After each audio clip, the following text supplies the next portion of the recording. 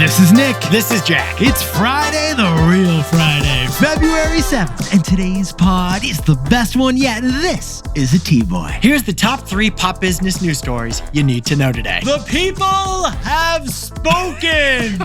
We got more comments on Spotify than we ever have before. I know, it was awesome to see. So, we found the 3 most fascinating business stories on the Super Bowl. So besties, grab some wet wipes for those buffalo wings, and then send this episode to your buddy who you're watching the game with this weekend. Then grab some plackers for the celery that's going to get stuck in your teeth, because you're going to be talking about these takeaways the whole game. In the meantime, Jack, should we break and get to the takeaways? What do you think? Ready? Break! 3 stories for today's show. What do we got? For our first story, a 30-second Super Bowl commercial just hit a record high price of $8 million. But when it comes to tech trends, the Super Bowl ad is actually a curse. For our second story, there's a wild secret about the Super Bowl halftime show. The performer is paid nothing. That's right, Kendrick Lamar will make $0 at the halftime show, so we found the ROI. And our third and final story. For 70 years, one factory in Ohio has made every single football that the NFL uses. It's Wilson. Wilson is a publicly traded pure play ball business, and Jack and I went deep in the ball pit. But Yetis, before we hit that wonderful mix of stories. What a fantastic a fantastic mix of stories. Love the mix, Jack. Nick, to celebrate a touchdown, is Travis Kelce going to get down on one knee and propose to Taylor Swift? I don't know. He didn't tell me, but you can actually bet on that along with 4 other Taylor Swift bets this weekend. It's going to be a wild weekend. Yetis, this Sunday, it's Philadelphia versus Kansas City. Who is going to win, the Eagles or the Chiefs? The answer? None of them. Nope. Because the real winner of this Super Bowl is a retired basketball coach from upstate New York. Get this, Yetis. Pat Riley, the former NBA basketball coach, could make millions on this football game. Not because he's betting on the game, it's because of an investment. Jack, could you sprinkle on some more context for us, please? In 1989, Pat Riley's LA Lakers had just won 2 straight NBA championships. So his new goal was to win a 3rd straight NBA championship. But before the season tipped off, Pat called his lawyer. Because Coach Riley registered the trademark for Three-peat. Three-peat, as in 3 and repeat, because he wanted to win 3 championships in a row. What we're saying is that Pat Riley, this coach, owns the rights to three-peat in any context. So now, if your high school wins their 3rd straight hockey championship and sells three-peat t-shirts, you gotta pay Pat Riley. If your daughter is the top cookie seller in Girl Scouts and gets a three-peat badge, you gotta pay Pat Riley. And if the Kansas City Chiefs win their 3rd straight Super Bowl in a row, they're probably going to sell three-peat merch. But they're going to have to pay Coach Riley an estimated $1 million in royalties. So Yetis, we bet you Pat Riley is rooting for Pat Mahomes this Sunday. Because he wants to repeat as many three-peats as he can repeat. Pat Riley's tricky trademark is the real Super Bowl winner. If you know, you know. Jack, let's hit our 3 three-peat stories. Don't sue us, Pat! 15 years before this song, 2 boys from the Northeast met in the dorm. They had an idea that caused a cultural storm. It's the best one yet, but the best is the norm. Jack, Nick, that's it. I don't even think they need to practice. 50%, that's a fat tip. T-Boy City on your at list. If you know, you know, cause we ready to go. We can't wait no more, so just start the show. Start the show. For our first story, Super Bowl commercials are a reflection of the tech zeitgeist, but they could also be a curse. And that Super Bowl curse could be coming to AI. All right, Jack, favorite Super Bowl commercial right now on 3. 1, 2, 3, go. What do you got? The E-Trade babies. Yeah, that was a good. Seeing that little baby talk about balancing his portfolio, it gets me every time. I'm a sucker for those M&Ms that talk. And any kind of anthropomorphized candy, you know? Yeah. You put eyelashes on a Twizzler and I'm going to be laughing for 3 weeks. But the red M&M kind of bullies the yellow M&M. I think the yellow M&M is a little misunderstood, but Yetis, the tickets to this year's Super Bowl, their prices are down 60%. There just aren't enough Eagles fans to compensate for Chiefs fatigue. But viewership at home at this year's Super Bowl will be at an all-time high. An expected 117 million people are expected to watch the game, which makes it the biggest advertising opportunity in the world. And since brands spend so much money on the ads, they post the Super Bowl commercials early on YouTube 2 weeks in advance. So we already know what you can expect. First, if you enjoy When Harry Met Sally or The Fast and the Furious, those commercials are coming your way. Second, if you're a Boston boy, Duncan will serve up a couple of Aflac brothers for you again this year. Hey, Darlene, 2 pumps for Ben. And if you like a good conspiracy theory, Interesting. Uber paid Matthew McConaughey to share a doozy in their Uber Eats commercial. But here's what Jack and I found fascinating about this story. Every year, the best funded new technology treats the Super Bowl like a mainstream coming out party. 3 years ago, we called it the Bitcoin Bowl. Yeah, we did. Because Coinbase, FTX, and Crypto.com each ran Super Bowl ads. But months later, Sam Bankman-Fried was charged with fraud and crypto prices plummeted. 2 years ago, we called it the Super Betting Bowl because it was the first Super Bowl to take place in a state with legalized sports betting. But MGM, DraftKings, and FanDuel each had ads, but they've all just done okay since then. And then 1 year ago, Temu and the electric cars. That was the focus of Super Bowl commercials. But 1 year after Temu and electric cars were in the Super Bowl, Temu has tariffs. It's terrified, literally. And electric car sales slowed big time last year. So besties, add it all up, and it appears there may be a curse of the Super Bowl commercial. When your tech industry finally has a Super Bowl commercial, Finally. the next year, your industry's not doing that well. Well, funny timing, because Jack, who did we just discover is doing a surprise commercial at the Super Bowl? OpenAI. That's right, AI. The leader of artificial intelligence is doing their first commercial on Sunday, and Google is doing an AI commercial as well. So Sam Altman might be facing a little bit of AI voodoo when it comes to the Super Bowl commercials. Sam Altman could pop the AI bubble, if there is one. Super Bowl curse may hit AI. So Jack, what's the takeaway for our buddies who are everyone watching commercials? The only thing all of America still does together is watch the NFL.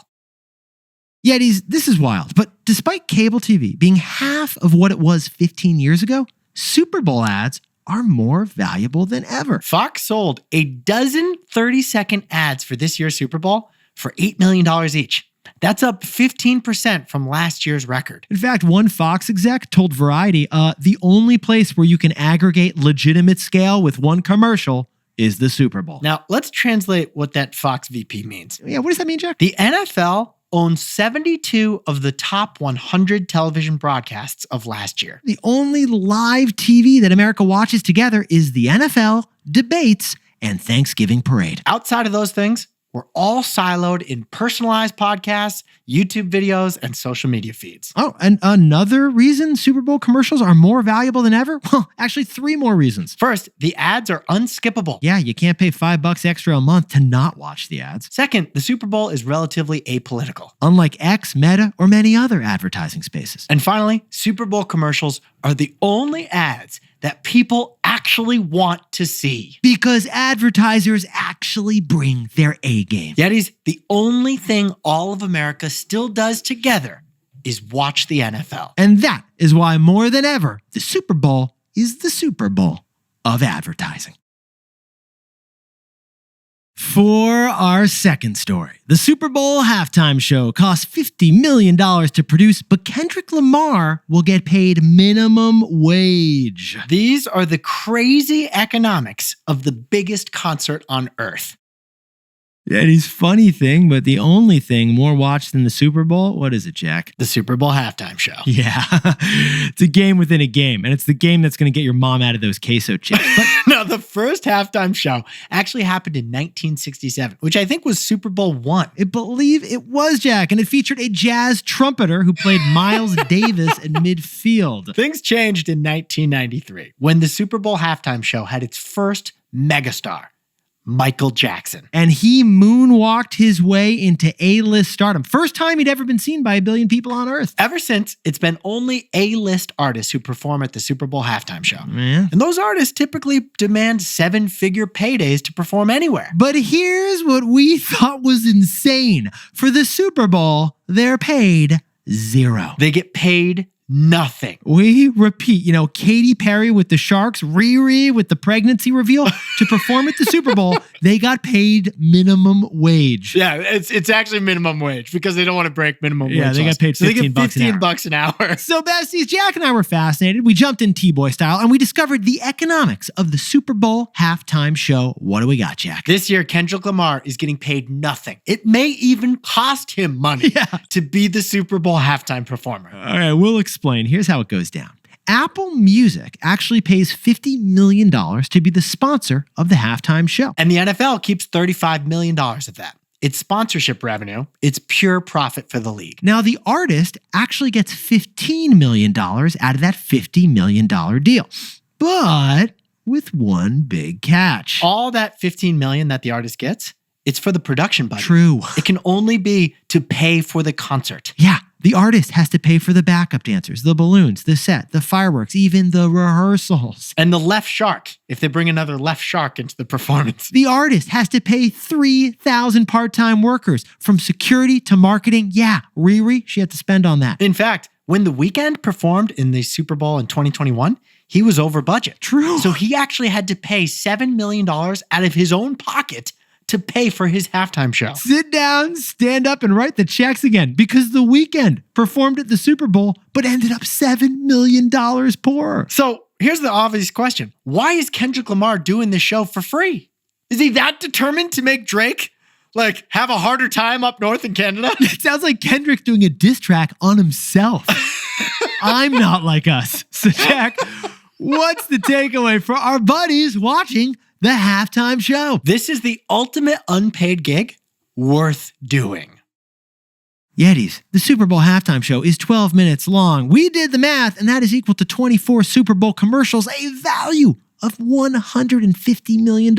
And that extremely valuable exposure boosts these musicians' entire businesses. Get this, Usher announced his concert tour right after the last Super Bowl, and prices surged 40% because of his performance. Justin Timberlake's music streams jumped 500% after his recent Super Bowl halftime show. Oh, we love this one. Riri added 3 million Instagram followers after her Super Bowl performance. That is very valuable. Oh, and searches for her beauty brand, Fenty Beauty, surged 800% after the gig. Now, for Kendrick Lamar, this is perfect timing. It is. Because last week, he announced his next concert, which begins in April. Tickets are on sale right now. Oh, plus he's doing a movie with the South Park guys, Kendrick and South Park. All of this extra attention from the Super Bowl halftime show, it's going to drive demand for his future productions. So besties, Kendrick's free performance is actually an investment to market his entire business. Kendrick will get paid $0 for the halftime show, but he gets the biggest financial return of his life.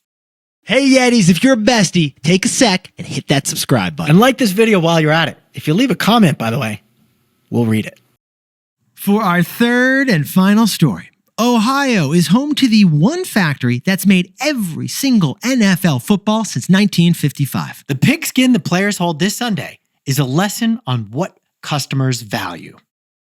Yetis, Da Vinci created the Mona Lisa. Beyonce created Halo. And Eli Manning created a spiraling football. A perfectly thrown spiral is the magnum opus of American jocks, isn't it, Nick? It's peak bro art. Few know this, but I actually taught Jack how to throw his first spiral. Yeah, right. Oh, wait, I forgot. No, you taught me. Okay, do you see what I'm holding? I see what you're holding. This is an official NFL football. My dad got each of us brothers one of these for Christmas, and it's the subject of today's story. But that football that Jack's holding, that masterpiece, is a Wilson football made in Ada, Ohio. Makes sense. It's made in Ohio. Yeah. Football was invented there, and the Hall of Fame is still in Ohio. But funny thing we noticed, all footballs are still born there too. The population of Ada, Ohio is only 5,000 people.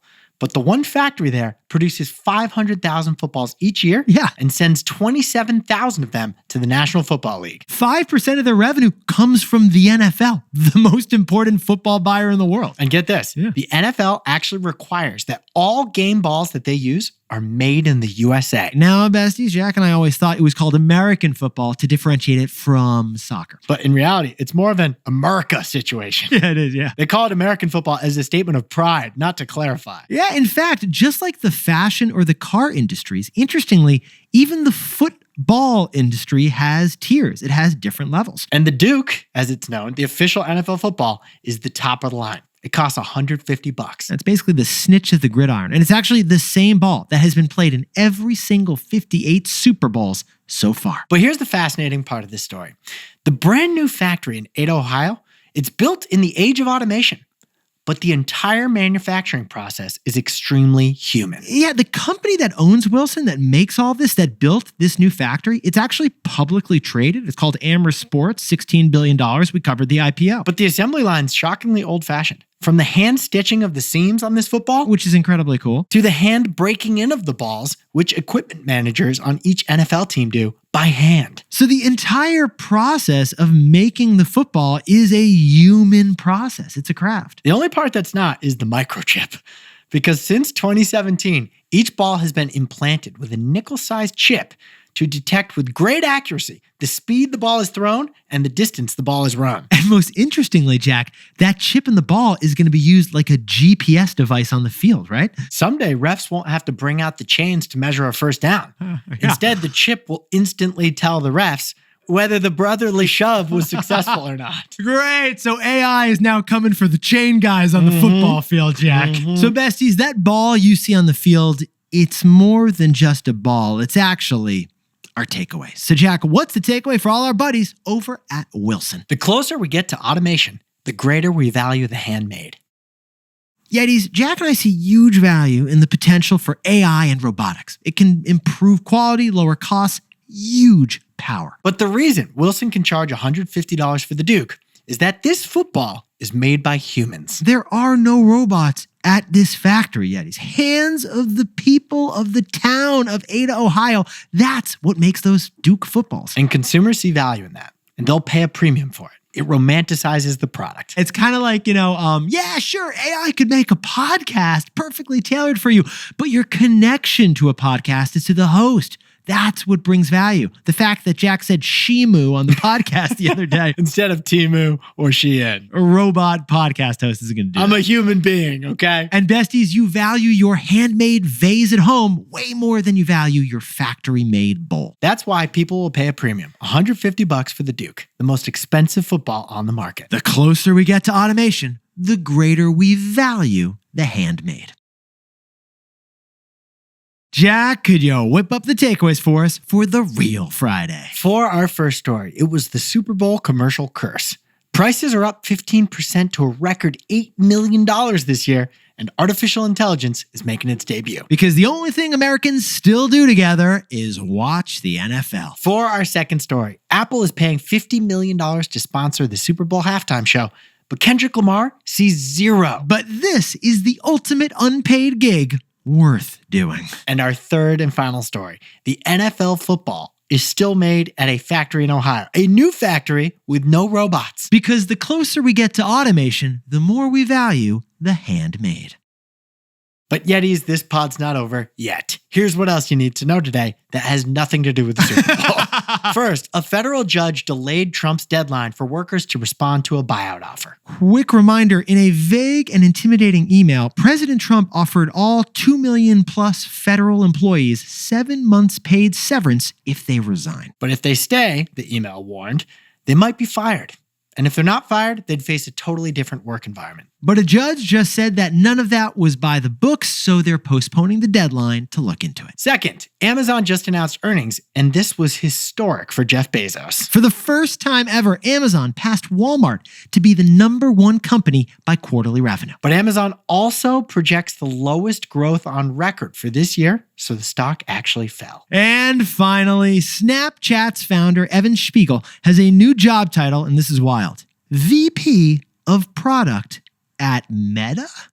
It's a fake description. It's on his LinkedIn profile. It's really funny, though. If you go to the CEO of Snapchat's LinkedIn, he says he's a loving husband, father of 4 boys, and VP of Product at Meta. The CEO of Snapchat is making a joke because Meta's Mark Zuckerberg infamously steals any feature that Snapchat launches to their app. Never forget, Yetis, Snapchat. It was the first ever Zucking. Instagram stories is what Snapchat used to be. Now, time for the best fact yet. This one whipped up by our defensive coach. At the end of Sunday's Super Bowl, chances are the head coach is going to get a Gatorade shower. It began in the 1980s, actually with the great New York Giants. They were the first ones to dump and waste a whole bunch of Gatorade on the coach. Now, since 2019, you can actually bet on what color the Gatorade would be that gets dumped on the coach. It could be Arctic Blue, Fierce Yellow, Rager I Red. don't think Rager Red is a Gatorade I'm not going flavor. to lie. I made that one up, Jack. Well, the last 2 times the Chiefs won the Super Bowl, Andy Reid got purple Gatorade dumped on him. So the big question this year, what color will the Gatorade dump be? Purple is the favorite because Andy Reid apparently loves purple Gatorade. A poppin' pink and slammin' salmon. That's actually the lowest chance odds on Gatorade. Okay, let's wrap this up. We have a poll on Spotify. Tell us what color you think it's going to be. Yetis, you look fantastic today. Jack, I'm so glad I taught you how to really kind of make that spiral happen over there. Your form's great, by the way. I'm going to ignore that dig at my throwing form. But Nick, I just looked into it. Pat Riley, you know he has the trademark on three-peat? Yeah, Jack? Because he wanted to win 3 in a row with the Lakers. Oh, yeah, we can't say three-peat. He didn't win a 3rd in the row. You're kidding. So he owns the trademark to the three-peat, but he's never actually had a three-peat? That is preposterous. Pat, if you're listening, and we know you are, you owe us an explanation. So besties, remember to send this to whoever you're watching the game with this weekend. My money's on the Chiefs. Well, not my money, but I'm rooting for the Chiefs. I'm a Giants fan. I can never root for the Eagles. And Jack and I will see you Monday.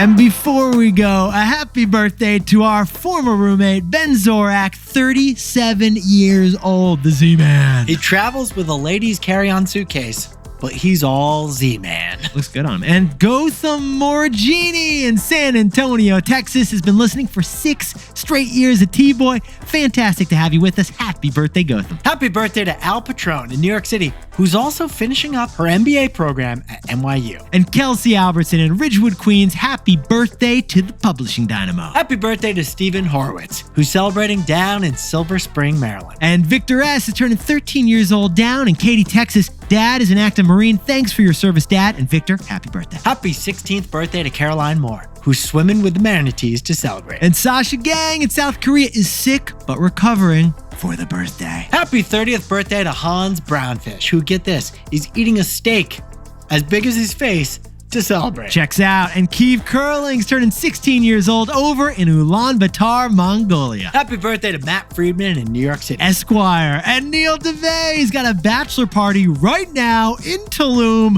What a weekend for it, Neil. Congrats to Kristen Thackeray, who just sent in her final paper for that international relations degree. Jack, a lot of people told her this was not possible.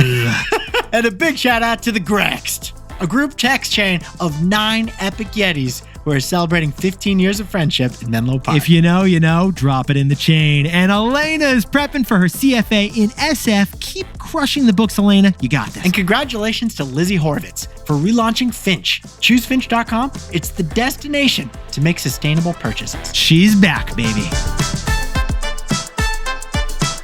This is Jack. I own stock of Amazon, and Nick and I both own stock of Apple.